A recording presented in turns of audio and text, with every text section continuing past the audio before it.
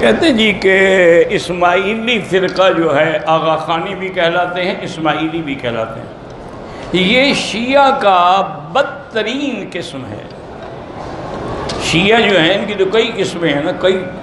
حضرت شیخ الاسلام ابن تیمیہ نے کتاب منہاج السنہ میں تقریباً 360 قسمیں ذکر کی ہیں، لیکن یہ آغا خانی جو ہے نا یہ تو سب سے بدتر فرقہ ہے۔ شیعہ ہے لیکن بدتر کہ انہوں نے اللہ کے فرائض کا بھی انکار کر دیا، اور یہ آغا خان کو نعوذ باللہ خدا کا درجہ دیتے ہیں، تو ان سے تعلق رکھنا ناجائز ہے۔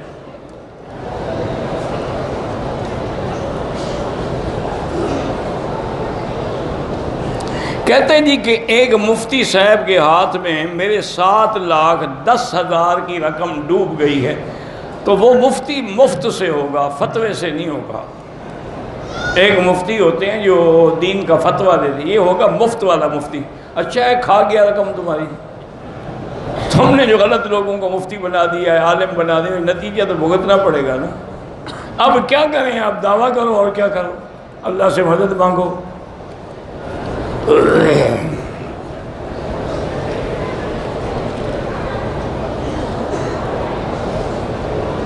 کہتے ہیں جی کہ ہمارے علاقے میں عصر کی اذان ایک مسجد میں 2:45 پر ہوتی ہے، اور ایک مسجد میں 3:30 پر ہوتی ہے۔ جو مل جائے وہ ہم پڑھ لیتے ہیں۔ اب اگر ظہر کی نماز 3 بجے تک بغیر جماعت کے پڑھی جائے تو قضا پڑھی جائے گی یا پوری؟ بات کو سمجھیں کہ ہر نماز کا ایک اول وقت ہے اور ایک آخر وقت ہے۔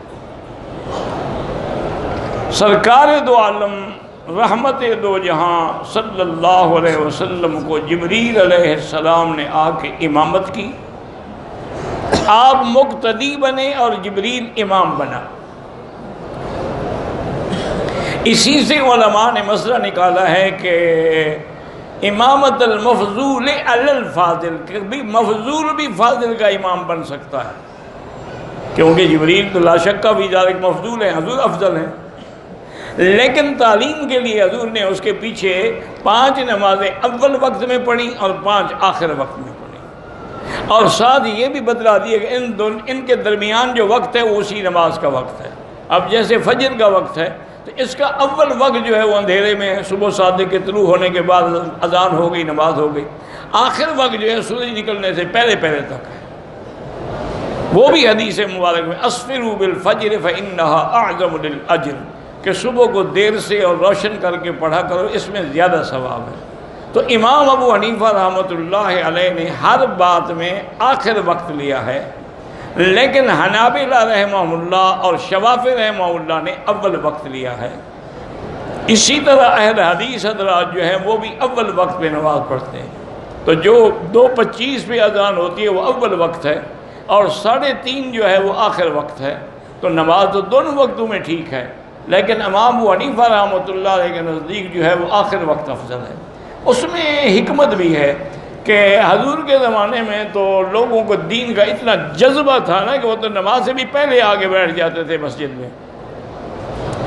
اب لوگ جو ہیں وہ مشغول ہیں، تو اس لیے اگر ہم آخر وقت میں پڑھیں گے تو زیادہ سے زیادہ لوگ نماز میں شریک ہوں گے۔ باقی یہ ہے کہ اصول یاد رکھیں کہ 2:25 سے لے کر 3:30 تک یہ سارا وقت ہے۔ اگر تم 3 بجے پڑھ لو گے تو ابھی قضا کیوں ہوگی؟ تم نے وقت میں پڑھی ہے۔ قضا تو تب ہوگی جب اس کا وقت نکل جائے اور عصر کا وقت شروع ہو جائے۔ کہتے ہیں جی عمان کے لوگ جو ہیں وہ کس فقہ پہ عمل کرتے ہیں، اللہ عالم، مجھے تو پتہ نہیں ہے، بہرحال سنا یہ ہے کہ وہاں بھی کوئی 2-3 فرقے ہیں، کوئی عباضی ہیں، کوئی زیدی ہیں، اور کوئی صحیح ہیں جو حضرت امام احمد بن حنبل کے قول پہ عمل کرتے ہیں، اللہ عالم، کیونکہ میں نہیں جانتا اس لیے میں نہیں بتا سکتا۔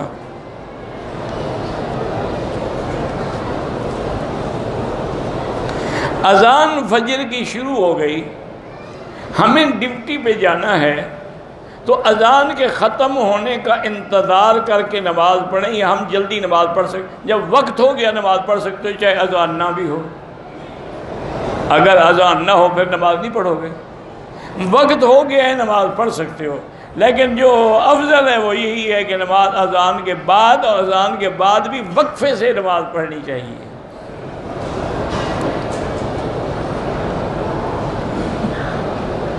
وہ کہتے ہیں کہ کسی نے لکھا ہے کہ سدرہ نام رکھنا جو ہے یہ سخت ہے، کوئی نام نہ سخت ہوتا ہے نہ نرم ہوتا ہے، ایک بات یاد رکھو، تمہارا عمل سخت ہوتا ہے اور عمل نرم ہوتا ہے۔ سدرۃ المنتہا تو باقاعدہ ایک مقام بھی موجود ہے جہاں حضور صلی اللہ علیہ وسلم بھی تشریف لے گئے، اللہ کے قرآن میں بھی اس کا ذکر ہے، عند سدرۃ المنتہا عندہا جنت المأویٰ اذ یغشی السدرۃ ما یغشی، اور سدرہ ایک بیری کا درخت ہے، تو سدرہ یعنی ایک میٹھے پھل والے درخت کو کہتے ہیں، تو اس میں کوئی نہ سخت ہے نہ نرم ہے، یہ جاہلوں نے بنا رکھا ہے، یہ نام سخت ہے اس لیے میرے گھر والے بیمار ہو گئے۔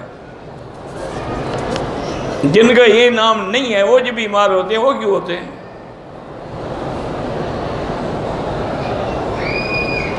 عورت جمعے کی پہلی اذان کے بعد، پہلی اذان تو اعلان کے لیے ہوتی ہے، اس وقت تو وقت ہی نہیں ہوتا، نہ جمعہ پڑھ سکتے ہیں نہ ظہر پڑھ سکتے ہیں، وہ تو اعلان کے لیے ہے، چونکہ حکم ہے نا کہ اذا نودی للصلاۃ من یوم الجمعۃ فاسعوا، جب اذان ہو تو آؤ۔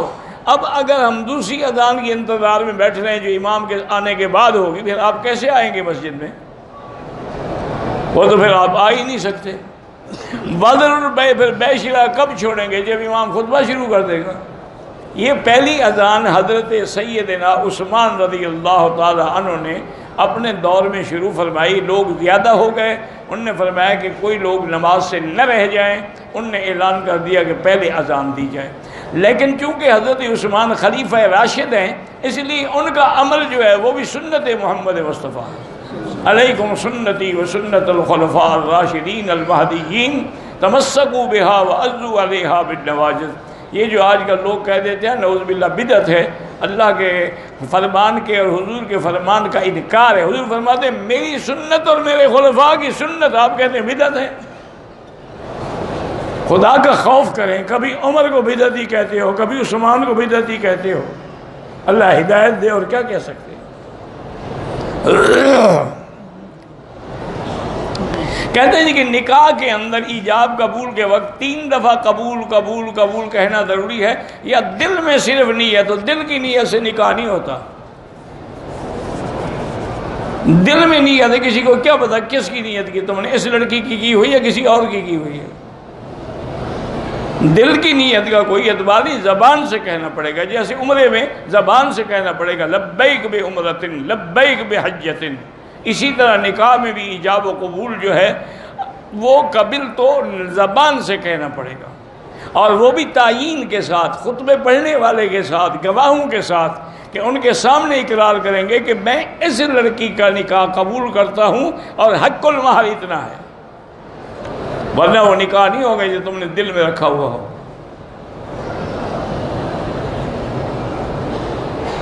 نماز پڑھنے کے لیے ایک تخت بناتے ہیں لوگ گھروں میں، اس کے اوپر کھڑے ہو کے نماز پڑھتے ہیں، کوئی بات نہیں۔ کہتے ہیں کہ آپ نے جو تفسیر قرآن لکھی ہے، تفسیر مکی، میرا بھائی سب سے پہلے تو یہ بات یاد رکھیں کہ ابھی وہ مکمل بھی نہیں ہوئی، اس کے صرف 7 جلد چھپے ہیں، اور 8واں جلد جو ہے وہ تیار ہو رہا ہے انشاءاللہ۔ آپ کو انڈیا میں انشاءاللہ یہ مدراس کا علاقہ ہے آرام پور، اس سے مولانا قاسمی صاحب ہیں، مولانا تمیم القاسمی، وہ بھی چھپوا رہے ہیں، ان سے آپ کو مل جائیں گے۔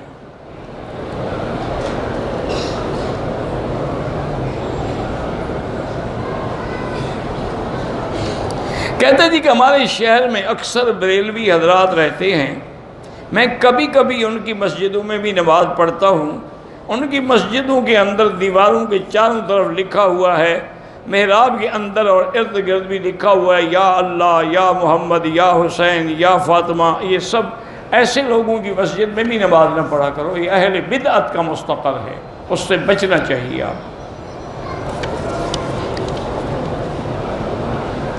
میزان اسلامی بینک جو ہے وہ گاڑی دیتا ہے قسطوں پہ، میں نے جہاں تک سنا ہے کہ وہ اسلامی اصولوں کے مطابق بزنس کرتے ہیں، مضاربت اور مشارکت اور مرابحت پر، تو ان سے لے سکتے ہیں انشاءاللہ۔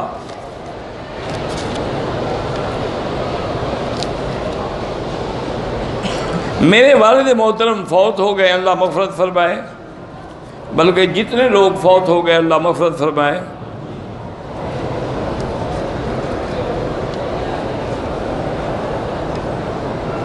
کہتے جی کہ جب ہم امام کے پیچھے نماز پڑھیں، اگر حنفی ہیں تو پیچھے فاتحہ نہ پڑھیں، خاموش رہیں، کیونکہ ایک حدیث مبارک میں ہے کہ قراءۃ الامام لہو قراءۃ، امام کا پڑھنا جو ہے مقتدی کے لیے پڑھنا کافی ہے۔ اور دوسری ایک بڑی واضح حدیث ہے، حضور نے فرمایا اذا قال الامام غیر المغضوب علیہم ولا الضالین فقولوا آمین۔ اب معلوم ہوا کہ فاتحہ پڑھنا امام کا وظیفہ ہے، ہمارا وظیفہ آمین کہنا ہے۔ باقی جو پڑھتے ہیں ان پہ اعتراض نہ کیا کریں۔ میرے استاد مدرسہ چلاتے ہیں دور حدیث کا، میرا بیٹا وہاں پڑھ رہا ہے، اللہ سب مدرسوں کو کامیاب کرے، اللہ جتنے دین کے مدرسے ہیں ان کی حفاظت بھی فرما اور ان کے اسباب رزق بھی پیدا فرما۔ ہمارا پہلا عمرہ ہو گیا ہے، دوسرا عمرہ مدینے سے واپسی پر ہو جائے گا، مگر جو لوگ مسجد عائشہ سے عمرہ لازمی نہیں ہے، کرنا چاہو تو کر سکتے ہو۔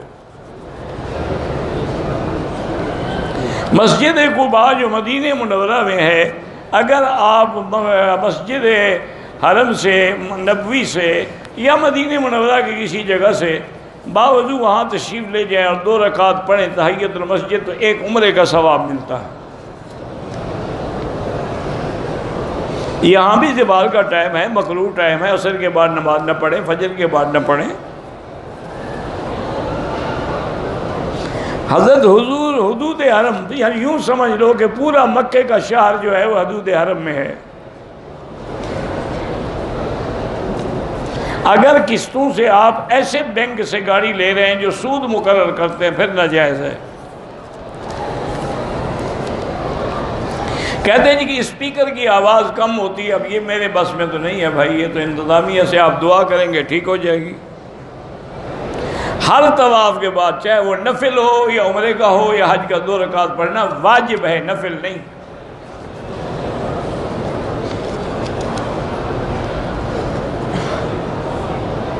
کہتے ہیں 40 سال کے آگے پیچھے ایک ہونے والا نوجوان ہے، پیسہ بھی ہے، دولت بھی ہے، وہ خرچے کے خوف سے شادی نہیں کرتا، اللہ عالم ہے، اس کو پتہ ہے کیوں نہیں کرتا، تمہیں کیسے پتہ ہے؟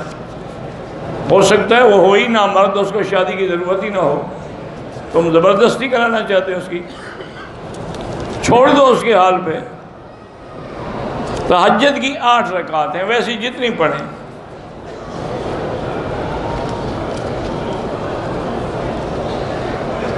جنگ خندق میں قبلتین، بہرحال مسجد قبلتین بھی اب موجود ہے ماشاءاللہ، مساجد 7 بھی موجود ہیں۔ جہاں تک وادی جن کا تعلق ہے میں نہیں جانتا، کسی جن سے پوچھیں، ہر کسی کو اپنی برادری کا پتہ ہوتا ہے نا، میری برادری تو ہے ہی نہیں۔ میں پاکستان، مجھے بخار ہوتا ہے، اللہ شفا عطا فرمائے، زمزم پی کے دعا کرو۔ اگر ایک آدمی مدینے سے آیا لیکن بیمار ہو گیا، معذوری کی بنا پہ احرام نہیں بنا، اس پہ انشاءاللہ دب نہیں ہوگا۔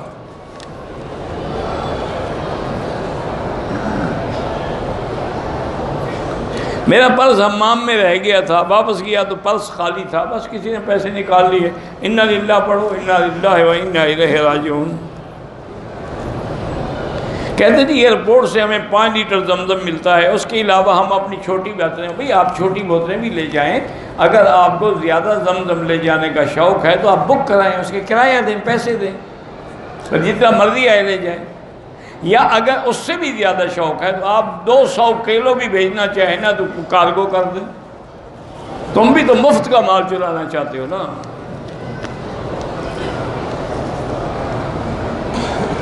ایک عورت کے لیے اس کے پاس کار بھی ہے، 10 تولے سونا بھی ہے، بہرحال کار پر تو زکوٰۃ نہیں ہوتی، سونا جو اس کی قیمت کر کے زکوٰۃ ادا کرے، کار پر تو کوئی زکوٰۃ نہیں، اس کی سواری ہے استعمال کے لیے۔ آپ نے صلاۃ الحاجہ کا ایک طریقہ بتایا تھا، بہرحال وہی دوبارہ کیسٹ سن لیں، اب ہر وقت میں نہیں بتا سکتا۔ تعلیم حاصل کرنے کے لیے امریکہ جا سکتے ہیں، ہر ملک میں جا سکتے ہیں۔ کہتے ہیں جی کہ بیت اللہ کے طواف کے دوران عورتیں بے پردہ رہتی ہیں، تو آپ آنکھیں نیچے کر لیا کریں، آپ کو تو اللہ نے حکم دیا ہے نا کل للمؤمنین یغضوا من ابصارہم، تو یہ اسی لیے حکم دیا تھا نا، اللہ جانتے تھے کہ عورتیں بے پردہ ہوں گی، اگر عورتیں بے پردہ نہ ہوں تو ہمیں آنکھیں نیچے کرنے کی ضرورت ہی کیا ہے؟ نیا کاروبار شروع کرنا ہے استخارہ کر کے کرو۔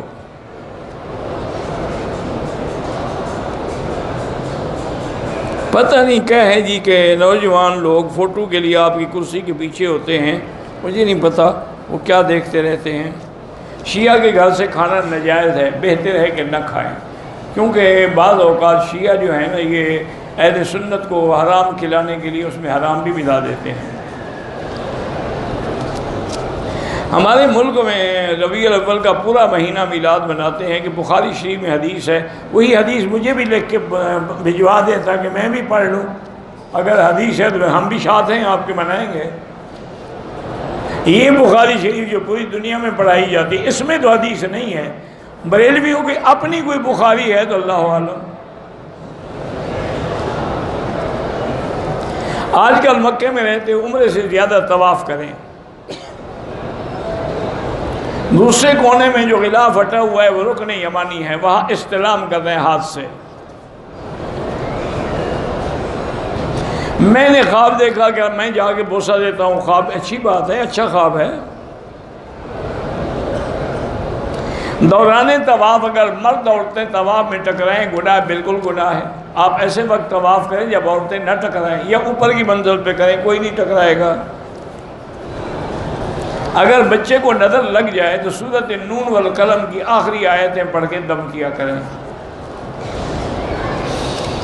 نابالغ بچوں کے لیے کوئی طواف عمرہ ضروری نہیں، ان کے لیے دعا کرو۔ عمرہ ادا کر رہا، طواف کر لیا، ظہر کی نماز ادا کی، اس میں قضا نماز، جب نماز ظہر ادا کی امام کے پیچھے تو وہ تو قضا نہیں ہو سکتی نا، قضا بعد میں الگ پڑھو گے۔ قضا نماز کی بھی اتنی رکعتیں ہوتی ہیں جتنی تم نے قضا کی ہے، اگر اپنے ملک کی نمازیں قضا ہیں تو 4 ہیں، سفر کی ہیں تو 2 ہیں۔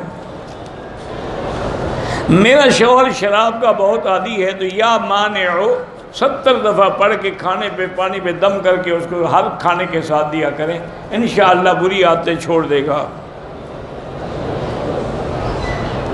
کسی نے میرے ہاتھ پہ خوشبو لگا دی، میں نے دھو دیا، کوئی بس بات ختم ہو گئی۔ عمرے پہ آئی ہوں، طواف بھی کیا ہے، صفا مروہ پہ 1 چکر لگا کے بال کاٹ لیے، اسی وقت پھر دوبارہ 6 چکر مکمل کر کے بال کاٹ لیے۔ بہرحال اگر آپ نے پہلے بال کاٹ لیے ہیں تو یہ تو بات مسکرا دے کہ فارغ ہو گئی آپ، لہذا دم دینی ہوگی آپ کو۔ 1 ہفتے کا مسافر سنتیں معاف ہیں، 1 ہفتے کا ہو یا 1 سال کا ہو، پڑھے تو ثواب ہے۔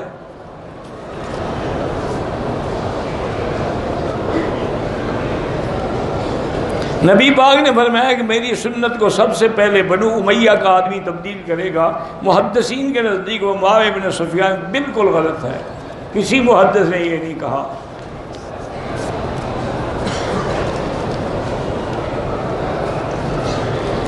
جن لوگوں نے اپنے دور میں حضرت علی پہ سب و شتم کیا ان پہ لعنت کرنی چاہیے؟ بالکل نہیں کرنی چاہیے۔ حضرت عمار کے قاتل باغی گروہ میں تھے، بالکل اس میں تو کوئی شک نہیں، خلیفہ وقت کے خلاف جو لڑائی تھی وہ بغاوت تھی، لیکن اللہ نے جب سب کو معاف کر دیا تو پھر ہمیں اعتراض کرنے کا کیا حق ہے؟ خود حضرت علی نے فرما دیا قتلانا و قتلاہم فی النار، ہمارے ہوں یا ان کے فی الجنہ، ان کے سب جنتی ہیں۔ غدیر خم پر دلائل مضبوط ہیں، کیا دلائل ہیں؟ کوئی دلائل بھی تو بتائے نا، غدیر خم پہ کہے کیا جو دلائل دی ہیں اس نے؟ اگر حضور نے حضرت علی کی محبت کا اعلان فرمایا تو کون ایسا بندہ ہے جو حضرت علی سے محبت نہ کرے؟ آپ نے یہ بھی بتلا دیا کہ لا یحبک الا مومن ولا یبغضک الا منافق، وہ جو مومن ہے آپ سے محبت کرے گا، جو منافق ہے کہتے ہیں کہ بعض لوگ حضرت علی کی اور جنگ صفین اور جمل کی لڑائی میں بڑے سخت باتیں کہتے ہیں، بالکل غلط کہتے ہیں۔ یہ حادثہ تھا، اجتہادی خطا تھی، حق علی کے ساتھ تھا، لیکن اللہ نے سب کو راضی ہو گئے، رضی اللہ عنہم ورضوا عنہ۔ جو لوگ فوت ہو گئے ان کے لیے طواف کریں، کر سکتے ہیں۔ کہتے ہیں حضرت پیر ذوالفقار صاحب عمرے کے لیے تشریف، آپ کے سامنے تو بیٹھے ہیں۔ اب یہ بھی پوچھنے کی بات ہے، آپ کو نظر نہیں آئے؟ الحمدللہ ہمیں تو نظر آتے ہیں۔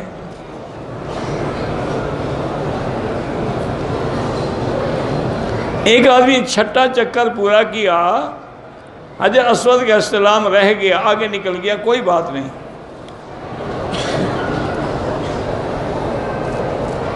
احرام کی اوپر کی چادر کو روکنے کے لیے سیفٹی یا پن لگانے بالکل ناجائز ہے، پھر تو سلائی ہو جائے گی نا، سلا ہوا کپڑا تو بنا ہے۔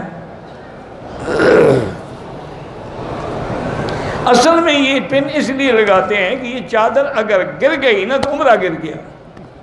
عمرہ ان کا چادر میں بندھا ہوا ہوتا ہے، گرتی ہے گر جائے، کھلتی ہے کھل جائے، پھر اوڑھ لو۔ طواف کے جب 7 چکر ختم کریں گے پھر بھی استلام کریں گے۔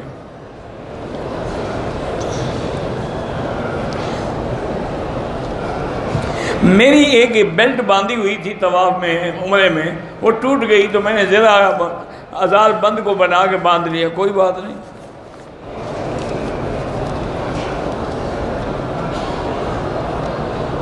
میں نے 7 چکر والدہ کے ساتھ عمرے کے پورے کیے، لیکن کپڑا بازو نکالنا استباح بھول گیا، کوئی بات نہیں، سنت کا ثواب نہیں ملا، جرمانہ کوئی نہیں۔ احرام کی حالت میں اگر ہم نے حجر اسود کو بوسہ دیا کوئی حرج نہیں۔ وہ تو علماء اس لیے منع کرتے ہیں کہ اگر عطر لگا ہو تو نہ دیں۔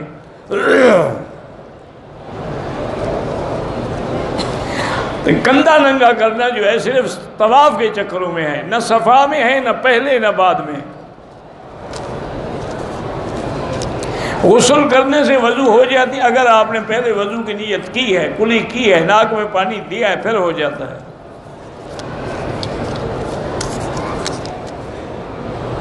کاروبار میں برکت کے لیے بسم اللہ الرحمن الرحیم زیادہ پڑھا کریں۔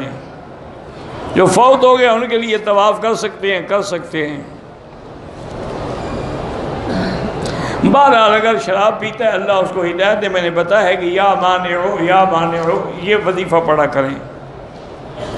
زندہ انسان جو معذور ہیں ان کے لیے بھی ہو سکتا ہے۔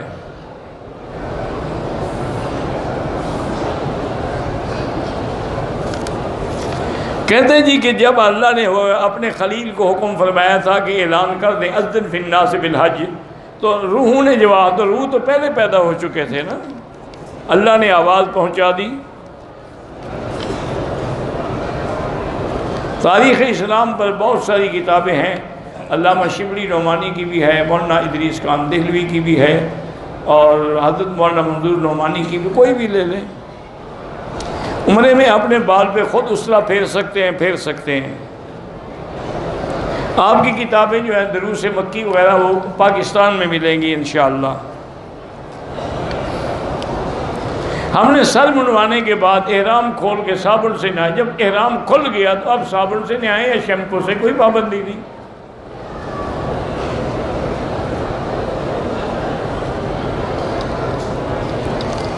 نماز جنازہ کے بعد مقتدی کو ہاتھ کب کھولنے چاہیے؟ جب امام سلام پھیر لے۔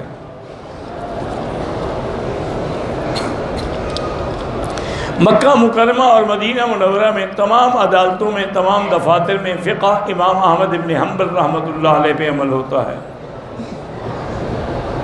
اگر 2 یا 3 جنازے اکٹھے آ جائیں پڑھے جا سکتے ہیں، کیونکہ دعا جو ہے وہ بڑی جامع ہے، اللہم اغفر لحینا و میتنا و شاہد، سب کے لیے ہے۔ کسی کے گھر اولاد ہی اللہ اولاد عطا فرمائے۔ کسی نے اپنی پارٹی کا نام لبیک رکھا ہوا ہے، اللہ ہدایت دے، لبیک یا رسول اللہ تو کہنا ہی جائز نہیں۔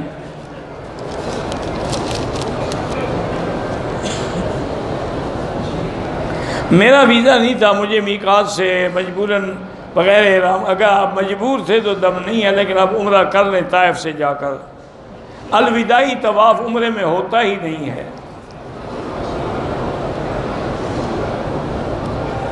اگر کوئی آدمی اپنی بیوی کو شرط رکھ کے طلاق دے کہ اگر تم فلاں گھر میں گئی تو طلاق، حنفی مسلک میں ہو جائے گی، باقی ائمہ کہتے ہیں یہ قسم ہے، طلاق نہیں ہے۔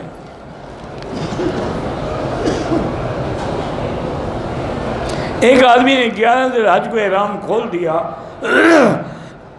قربانی اس نے 12 کو کی ہے، حنفی مسلک میں اس پر دم ہے۔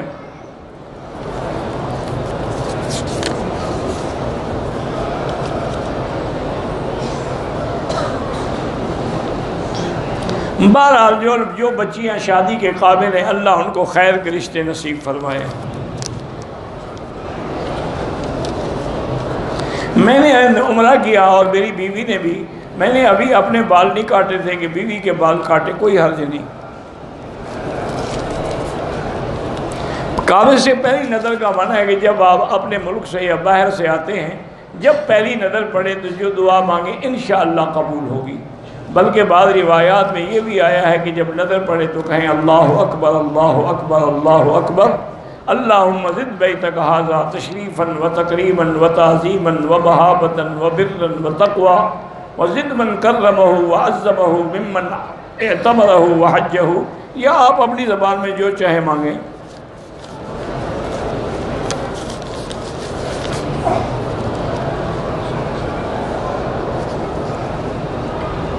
عورت کے پیر پر پتہ نہیں کیا ہونی چاہیے، بھائی نماز نہیں پڑھتے، اللہ نماز نصیب کرے، جادو ہے تو سورۃ البقرہ پڑھ کے دم کیا کریں۔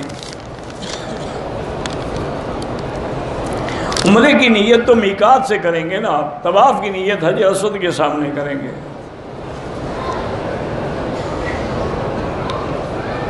اگر عورت کو پاکستان سے آتے ہوئے حیض آ گیا، میقات سے پہلے نیت کر لی، مکے میں رہتے ہوئے ایام سے فارغ نہ ہو، مدینے چلی جائے تو پھر مدینے سے واپسی پر عمرہ کرنا پڑے گا، لیکن ہے غلط بات، اس کو عمرہ کر کے جانا چاہیے تھا۔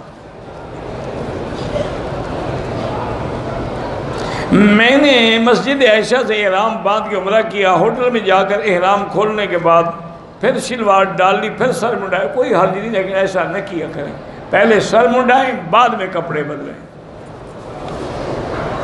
شرعی پردہ یہ ہے کہ گھر سے ہی نہ نکلے، وَقَرْنَ فِي بُيُوتِكُنَّ، اور دوسرا پردہ یہ ہے کہ اذا سألتموهن متاعا فاسألوهن من وراء حجاب، اگر کوئی پکارے تو دروازے پردے کے اندر سے جواب دیں۔ اور تیسرا پردہ یہ ہے کہ یدنین علیہن من جلابیبہن، اپنی چادر کا پلو کھینچ کے رکھیں۔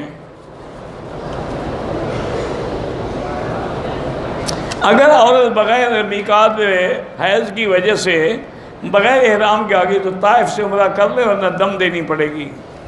کسی بزرگ سے بیعت ہونا ضروری، اس زمانے میں تو ضروری ہے۔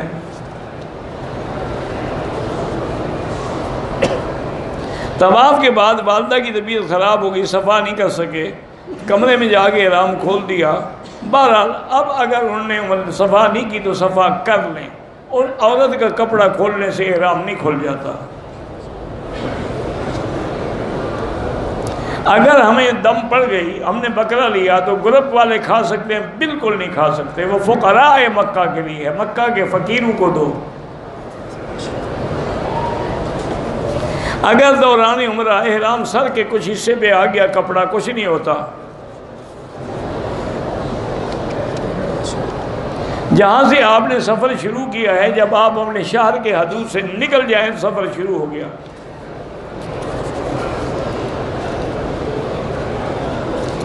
لوگ کہتے ہیں کہ جو خواب بھول جائے جھوٹا ہوتا ہے، یہ گھڑی ہوئی بات ہے۔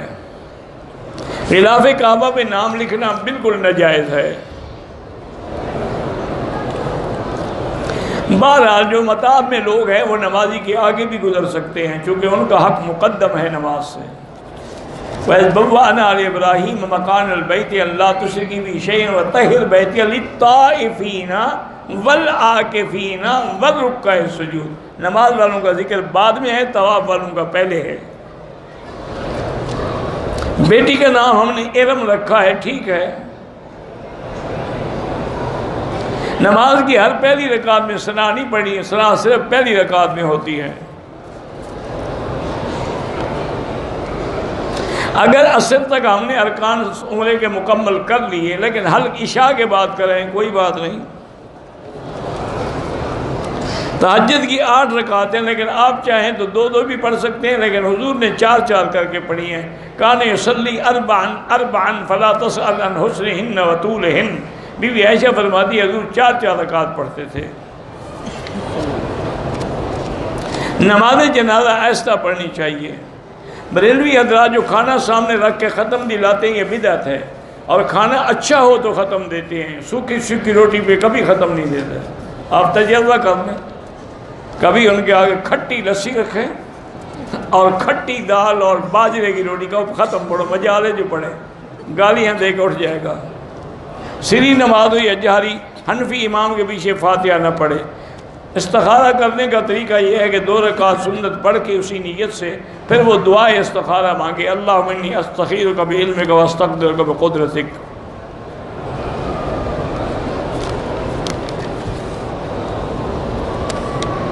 مجھے حج کرنا ہے، میرے بچے چھوٹے ہیں، میں نانی کے پاس چھوڑ سکتی ہیں۔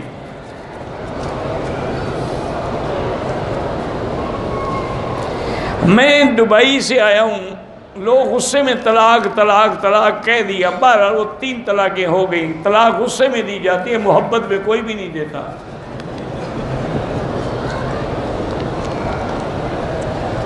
بہرحال امام ابو حنیفہ رحمۃ اللہ علیہ جو تھے وہ توحید کے بھی امام تھے الحمدللہ۔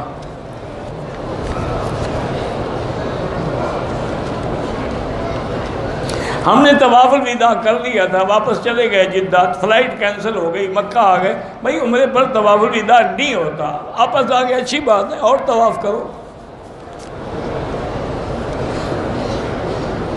نفلی طواف ہو اس میں بھی عورت کپڑا آگے لٹکا کے رکھے۔ دم کا گوشت اپنے گھر والے بھی نہیں کھا سکتے، مکے کے فقیروں پر تقسیم کیا جائے۔ گھوڑی کا دودھ جو ہے علاج کے لیے پی سکتے ہیں۔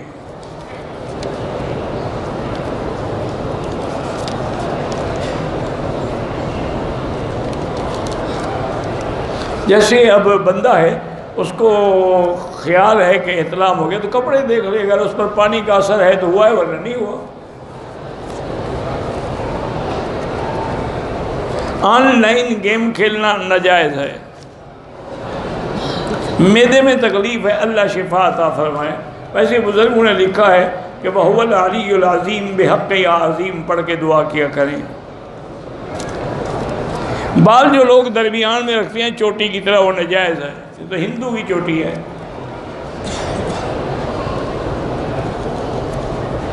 ہمارا ایک دن ہو گیا، ہم نماز پڑھتا ہے، ہمارا سوچ بدلتا ہے، کیا پتہ نہیں کیا سوچ بدلتا ہے۔ میرے شوہر 14 سال سے پردیس میں ہیں، 4 بیٹیاں بھی ہیں۔ 4 سال سے شوہر پاکستان نہیں آئے، 2 سال سے انٹرنیٹ پہ دوستی کی، انٹرنیٹ پہ دوسری شادی کر دی۔ آپ نے کئی دفعہ پوچھا ہے، تو ہم جا کے خلو کر لو، بس جان چھڑاؤ اپنی۔ اگر کوئی بندہ عمرے کرنے کے بعد نفلی طواف ہو یا کوئی طواف، 7 چکر کے بجائے طواف ہوتا ہی نہیں۔ تہجد کی جب نماز پڑھیں گے تو سورۃ فاتحہ کے بعد سورت بھی ملائیں گے۔ بوڑھے آدمی جب نماز پڑھتے ہیں بھول جاتے ہیں، اللہ قبول فرمائے، انسان ہے، مجبور ہے۔ میں نے واش روم میں جا کر اپنے سر پہ خود اس طرح پھیرا، کوئی حرج نہیں ہے۔ نماز جنازہ کے بعد جو دعا ہے وہ بدعت ہے، اصل وہی دعا ہے جو جنازے کے اندر ہے۔ واللہ اعلم۔ اللہم صلی علی سیدنا محمد وعلی آل سیدنا محمد وبارک وسلم۔ لا الہ الا اللہ الحلیم الکریم، سبحان رب العرش العظیم، الحمدللہ رب العالمین۔ اللہم انک ملیک المقتدر، ما تشاء من امر یکون۔ اللہم کن لنا ولا تکن علینا وانصرنا علی من بغى علینا۔ اللہم کن بنا رؤوفا رحیما ولا تجعلنا شقیا ولا محروما۔ اللہم استرنا بسترک الجمیل، اللہم استرنا بسترک الجمیل، اللہم استر عوراتنا، آمن رواتنا، خفف لواتنا۔ اللہم انصر الاسلام والمسلمین، اللہم انصر الاسلام والمسلمین، اللہم احفظ سائر بلاد المسلمین وهذا البلد الامین، واجعلها آمنا مطمئنا سخاء رخاء الى یوم الدین۔